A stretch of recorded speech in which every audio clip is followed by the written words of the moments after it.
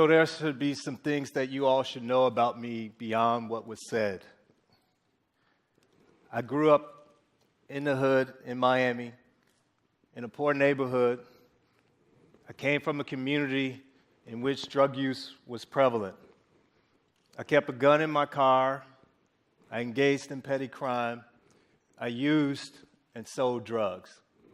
But as has been said, I stand before you today also, emphasis on also, a professor at Columbia University who studies drug addiction. And I know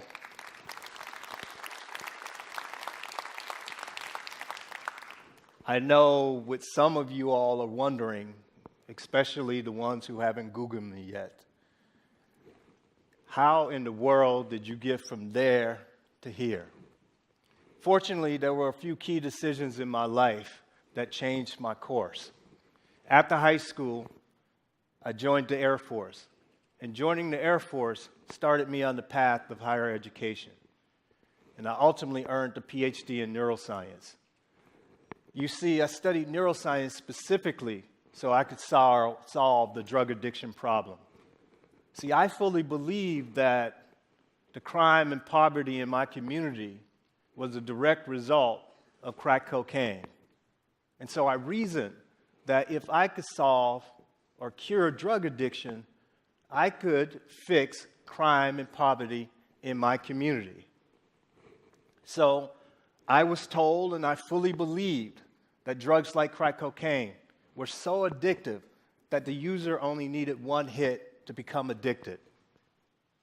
So in 1986, when Congress passed laws punishing crack cocaine trafficking violations 100 times more harshly than those for powder cocaine, I thought that was quite appropriate. I mean, after all, 16 of the Congressional Black Caucus members voted for this legislation. I thought it sent the clear message to crack users and dealers in places like my old community that we wouldn't tolerate them destroying the neighborhood or the community. But I was unprepared for what I would learn as I went about making my contribution to the study of the neurobiology of drug addiction. And ultimately, this new information that I learned changed how I viewed the role of drugs in the whole poverty crime cycle. I first began questioning my thinking when I discovered that drugs like crack cocaine were not as addictive as we had been told. There is no drug in which the user uses one time and become addicted. In fact, 80 to 90% of the people who use illegal drugs are not addicts. They don't have a drug problem. I think I need to say that again. 80 to 90% of the people who use illegal drugs don't have a drug problem. Most are responsible members of our society. They are employed. They pay their taxes. They take care of their families.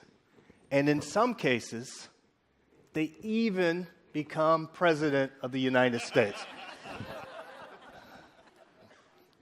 All three of these men reported illegal drug use when they were younger.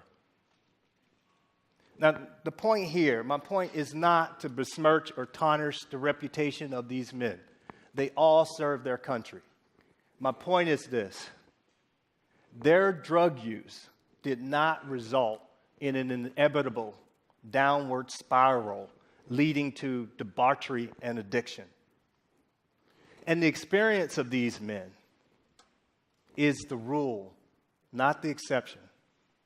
The overwhelming majority of drug users don't have a drug problem. Now, the notion or the idea or the basis for this one hit and you're hooked idea comes from experiments conducted in the 1960s and 1970s. Laboratory animals were given unlimited access to drugs like cocaine and methamphetamine will repeatedly self-administer or repeatedly press a lever to receive intravenous injections of these drugs until it kills them.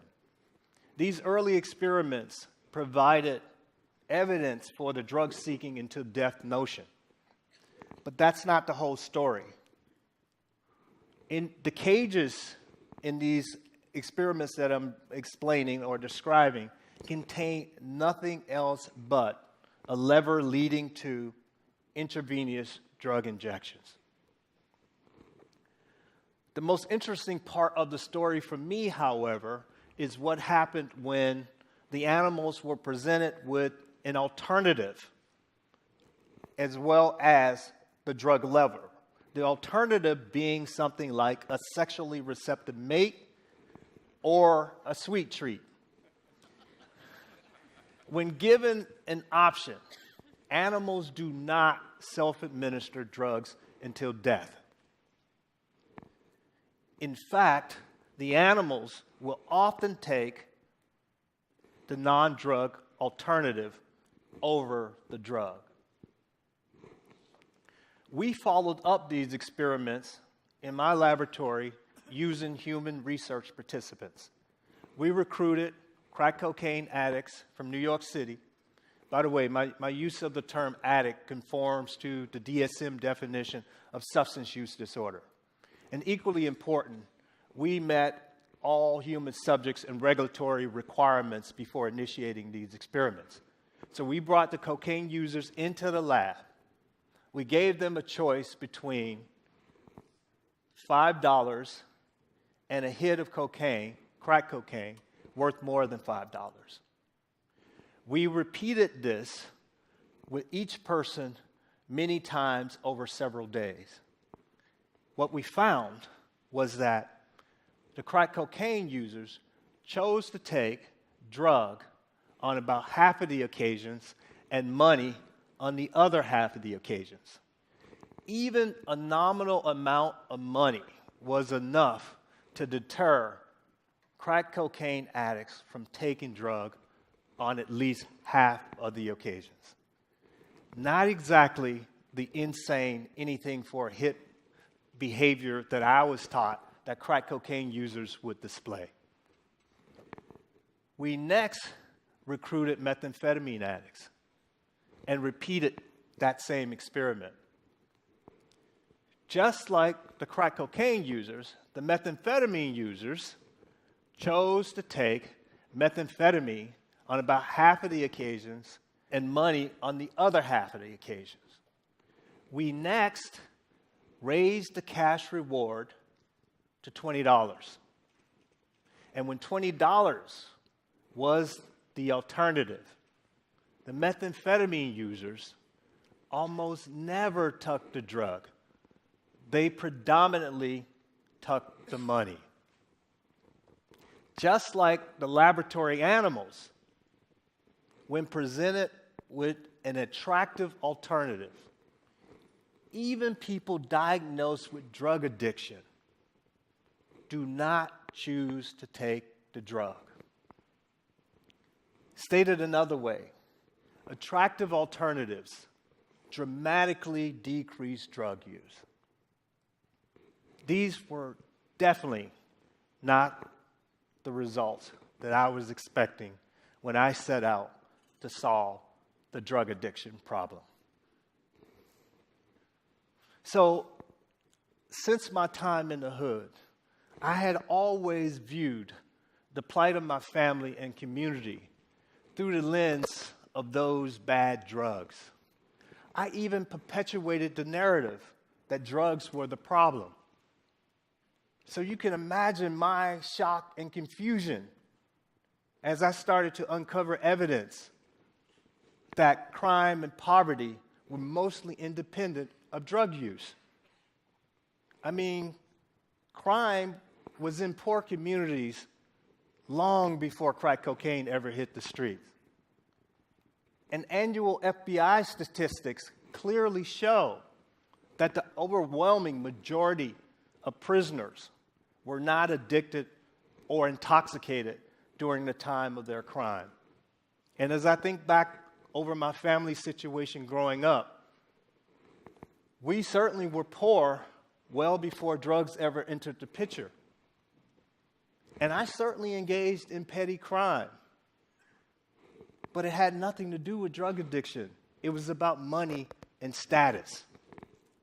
In other words, if you take drugs out of the equation, poverty and crime still exist.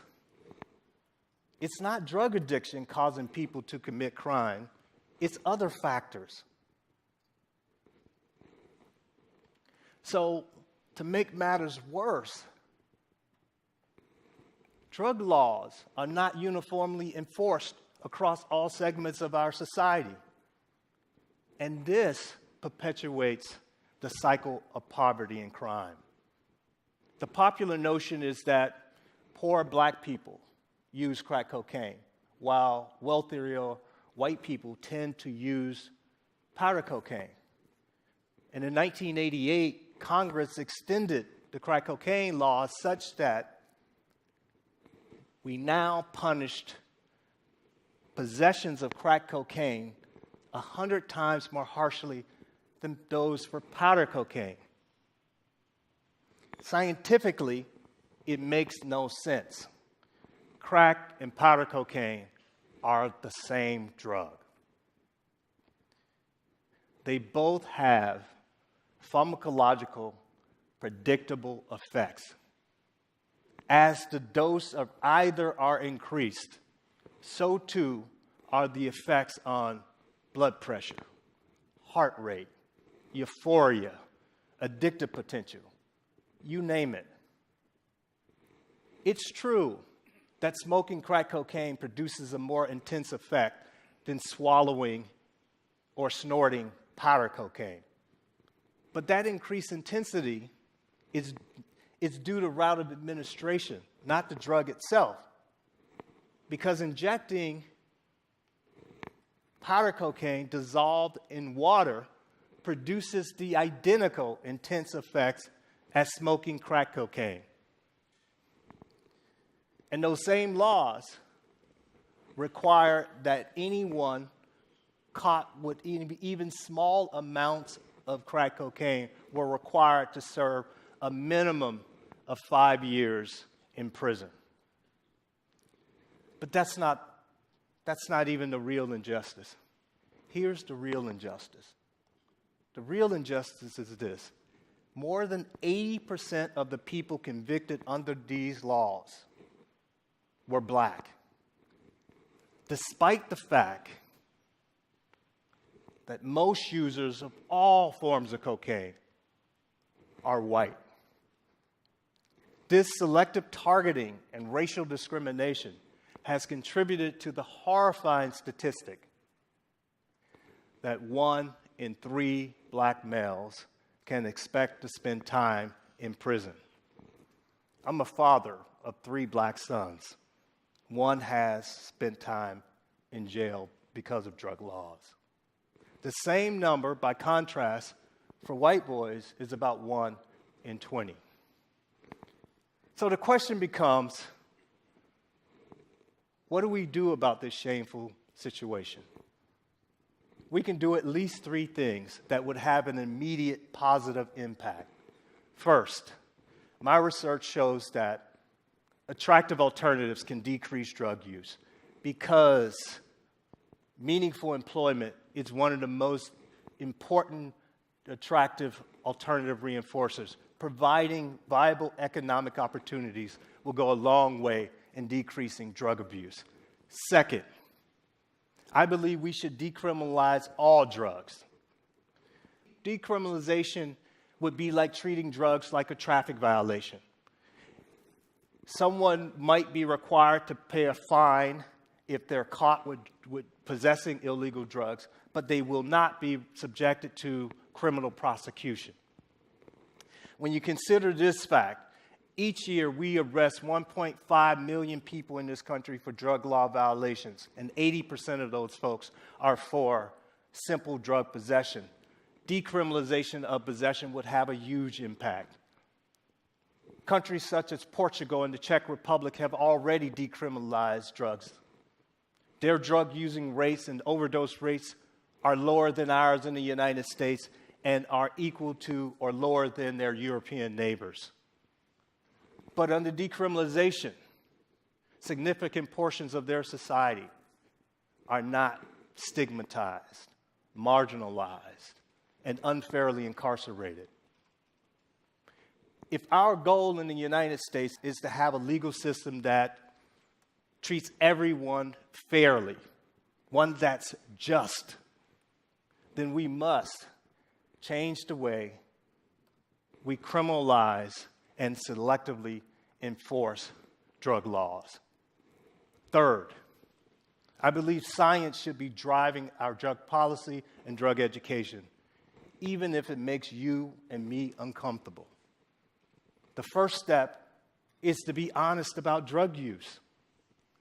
If we're honest, we can decrease the number of people who die from drugs dramatically.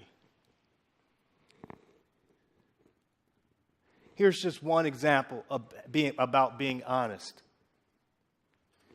75% of the people who die from a heroin-related overdose death do so because they combine heroin with another sedative, like alcohol or benzodiazepine. The public health education message is simple. Rather than vilifying heroin, the message should be, if you're going to use heroin, don't combine it with another sedative. People will always use drugs. They always have used drugs. We must learn to live with this fact. We already take this approach with other potentially dangerous activities, such as sex, alcohol, even driving.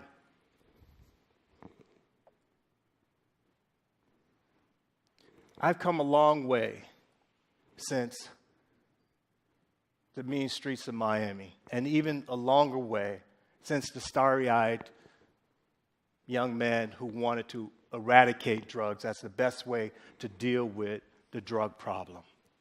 Today, I no longer want to eradicate or eliminate drugs from our society. It would be naive to think so. Don't get me wrong, I still want to help people who have a drug problem. But equally important, I want to help keep safe recreational users who don't have a problem, because they make up the vast majority of drug users. What I now know is that the drugs themselves are not the problem. The real problems are poverty, unemployment, selective drug law enforcement, ignorance, and the dismissal of science surrounding these drugs. As a scientist, I'm doing my best to lessen the ignorance by disseminating the science. I hope you will take some of the information that I have shared with you today to help join me in my efforts. Thank you.